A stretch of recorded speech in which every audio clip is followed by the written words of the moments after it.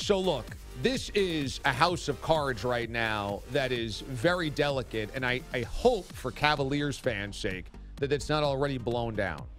Because if this is true, that the Cavs players have told Jimmy Butler, no, you're wrong, you don't want to come here, then this is really bad. Because I'll tell you this, had the Cavaliers pulled off the deal for Butler yesterday and have traded Kevin Love in a three-way deal to get Butler back, it makes them better. It absolutely makes them better. And if you want to use the imagination of the mind, I don't know if there's another imagination, but if you want to use the theater of the mind, you could say, well, if Kyle Korver hits that shot in Game 3 and the Cavaliers blow out the Warriors in Game 4, then it's a 2-2 series. Who knows what happens? At least it's going 6. It comes back to Cleveland. Maybe they force a Game 7. Then anything is possible because of LeBron.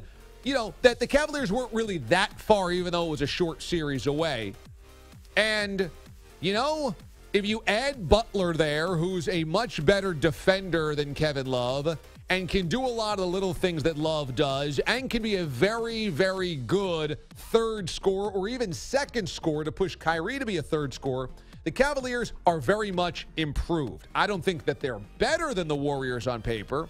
I don't think the roster is as good, but they're absolutely improved, and that gets them a step closer. And if I'm the Cavaliers, yeah, I'm going all in for one more year, because if I don't ever get LeBron James back, if he leaves next summer, I've got to make sure I took advantage of every year we had him. If we only got him for 4 years in this middle of his prime after he left for Miami, I better go all in all 4 of those years. Because what's the next step? If you lose LeBron, you can't stay competitive. There's no recipe. There's no magic potion. There's no game plan on remaining competitive after LeBron leaves. I don't care if you hold on to Kevin Love and you hold on to Kyrie Irving, because you're not trading LeBron, so you're not getting assets in return. You're just getting cap space. And what big-time free agent wants to go to Cleveland unless, you know, he was born in Akron? So, no, you don't build for the long term. You build for the now. You've got to go all in now. And if the Cavaliers were that close to getting Butler, and sources say in Chicago that he told Chicago management, get me to Cleveland.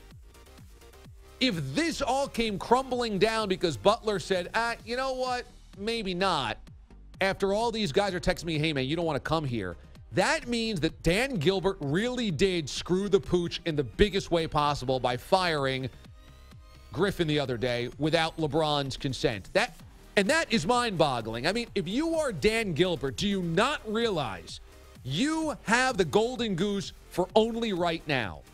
And everything past that doesn't matter. It really doesn't. Everything past the golden goose doesn't matter. You are going to slip right back into irrelevancy. There's no doubt about it. Once that guy leaves, it's AL, years after LeBron. And it's going to take a decade to build back up or whatever it's going to take, but it's not going to be immediate. So, look, yesterday I said I just don't think there's any way that Dan Gilbert doesn't run it by LeBron. But with this report that basically the players are going, don't come here, we don't know what's going on here, that tells me that he did do it without LeBron's support, which is crazy, which is total insanity. And I know what you might be saying, going, DA, you can't give LeBron all of the control of an organization if he's going to leave in a year anyway. Guys, I can't stress this enough. The Cavaliers are over when LeBron leaves. They are just another team. And if you are just another team in the NBA, you don't matter. The moment he walks out the door, they don't matter. And that's a harsh statement, but it's reality. It is truth. I'm only speaking the truth here. The moment he walks, if that is next summer, they are an afterthought. So forget planning long term. And I know that sounds crazy because in sports you're supposed to plan long term and make sure that you're always competitive and make sure that you never fall on your face. What other evidence do we need? LeBron has a championship contender in Cleveland. Miami does not. He leaves Cleveland, they become the lottery team. Miami becomes the champion. He leaves Miami, they become the lottery team, and his future lottery team, the Cavaliers, become a champion. He's going to do the same exact thing. When he leaves, you suck. When he comes in, you're a champion. if Dan Gilbert ran off the general manager and that foobarred this entire thing with getting Jimmy Butler, that's insanity. Total insanity.